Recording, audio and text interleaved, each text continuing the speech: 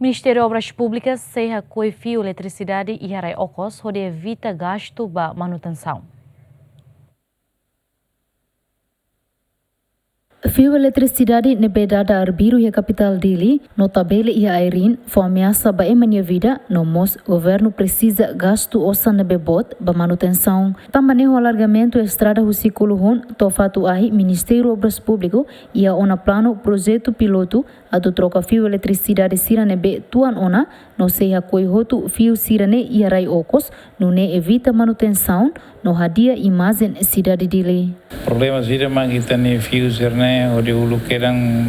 laya baru a qualidade ana ni to ande o bosso conslete na mai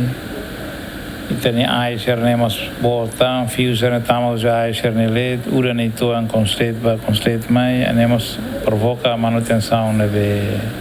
bot.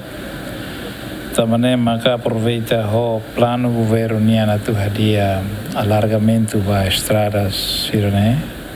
e tá aproveita tu hala implementa aquele mos anesse projeto piloto ida para tu hakoi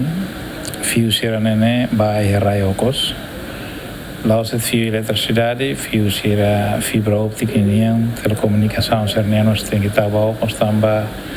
ida nema cansado estraga até a cidade ida a imagem. Governante informa orçamento para projeto piloto ne se ia fazer discussão de observação de emene fio eletricidade no fio telecomunicação ia dililaran tau runguranga det ia besirin no dada arbiru no ne foi imagem ne beladiak ba capital dili Dilma Suzeti GMN.